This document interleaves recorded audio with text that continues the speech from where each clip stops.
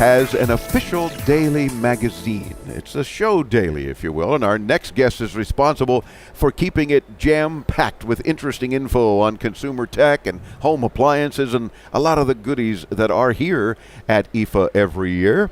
And we were lucky enough to be in the day one issue. Ooh, everybody was like, hey, I read you in the IFA Daily. The editor-in-chief for IFA International is Richard Barnes. Richard, welcome back into Tomorrow. How you doing, sir? Very good, Dave. I'm surviving. Let's put it that way. Yes. A few days into the show. That's true. As we record this interview, Chris, my son, mentioned last night at our team dinner, he goes, just think, we're halfway through. Yay. And that's only because it is exciting, but it's tiring as well. I mean, it's very tiring, and I think for your team and also our team, and I don't know if you've seen that, but our day one edition this year was a bumper edition. It was a full 80 pages, which for us is quite a lot. Big one.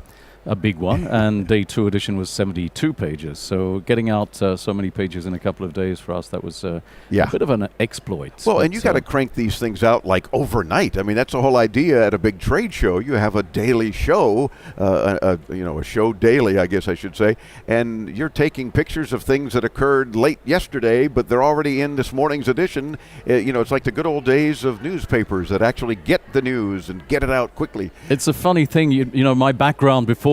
Many years ago now, I was in radio, as you know, and sure. The radio background when it comes to deadlines and getting things in on time and making sure they get out on time plays a big part here, because people said to us when we were first planning the daily a number of years ago, well, can you really get news out every day that's real news every day? And I said, well, I've done that in the past in radio, so there's no reason why we can't do it on in a magazine. So, and of course, that was live. Yes. And newspapers are not. I mean, unfortunately, people talk about print media these days as being history versus broadcast, which in some cases is now. Yes. But I get the association. It's kind of interesting, though, that you went from broadcast to print. I also did a bit of TV as well, so I got into all three, and I'm still doing a bit of other stuff as well. But it's very, very interesting working with print, because you can really get into things in a different way. Yeah. It's visual, people can hold it and see it, and so it's got its advantages into as well. Much more detail in some cases too. We have short times in radio segments, especially in a case like here, because there's so many people we want to talk to, and we've just got to hustle and get it up, and we have video of all the radio interviews, yes, including Richard's, even though the only thing we're showing is his show daily. Yeah. He doesn't have this is his product. Electronic bicycle clips are back in the office. I knew you forgot them to show those. Anything particularly different that you've discovered this year here in Berlin since last year that has piqued your interest? Yes. The thing that really stands out, and I know this is being repetitive because I think people were talking about that last week in your show as well, is the co-innovation. This is the big thing that they're talking about this year at IFA. Coming up to the show, it seemed like a bit of a buzzword, and people were going, well, what's it all about? Yeah, and it's a fun hashtag, too. It is. Hashtag co-innovation. Now, co-innovation, and when you actually look at what Dr. Gurke was talking about when he got into this, and I thought it was very clever, is that different fields of expertise are getting together with different types of innovation, and that kind of creates a crescendo effect. Yeah. And this is really, and what's been happening the last few days, as we've been going around and talking to different people at different booths and going to the press conferences and this sort of thing, is actually that's true. And we're really seeing that happening quite a lot. I went to the roundtable with IP Park, the CTO and president of LG, which was just after his keynote. Of course, a joint keynote, so again, that was very interesting. Yeah. And I said to him, well, what do you think of this co-innovation thing? And he said, well, this is exactly our philosophy. This is exactly what we've been talking about. And it's interesting that IFA have been the first ones really to cotton on to the fact that this is now how the world is. We don't just stand alone in silos. We depend on everybody else.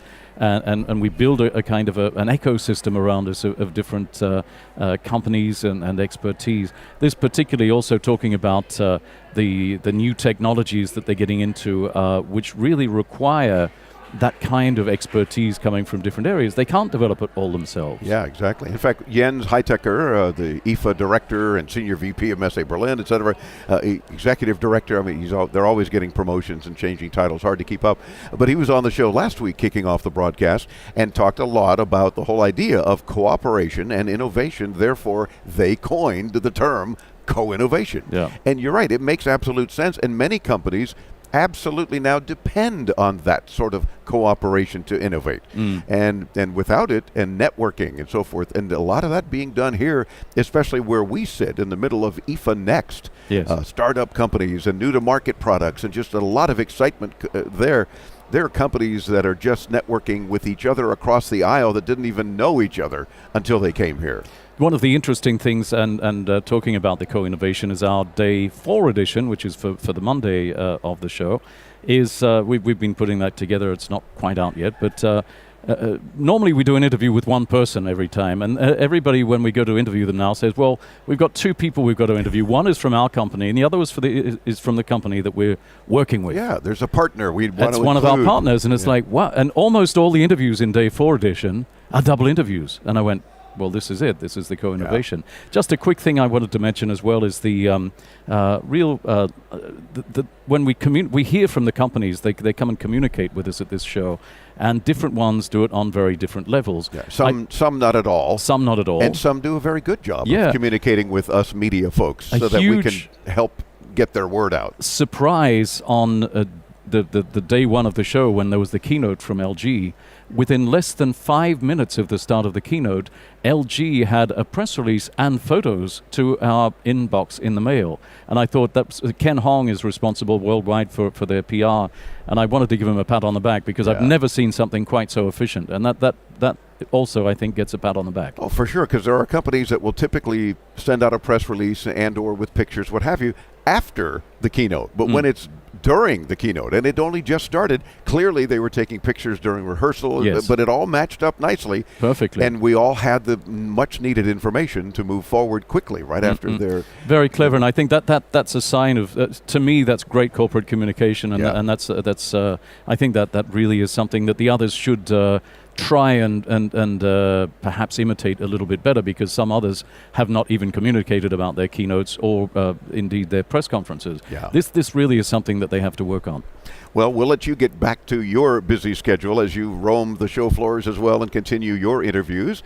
IFA-international.org, still the website we should be promoting. Is. Very fine. And, of course, we'll link you there, too, so you can see what Richard and his team are up to on a regular basis. IFA-international.org. And you can see the show dailies there. It's in a flipbook version as well, so you can either get HTML stories or flipbook. You get both. Awesome. Yeah. Thanks for joining us. Thanks, Dave. Alrighty, and kicking off this week's broadcast. So the next 3 hours, don't miss a minute of it. And if you do, intotomorrow.com. Again, video, 3-camera shoot here of all the radio interviews as well, so you can see these cool products we're talking about.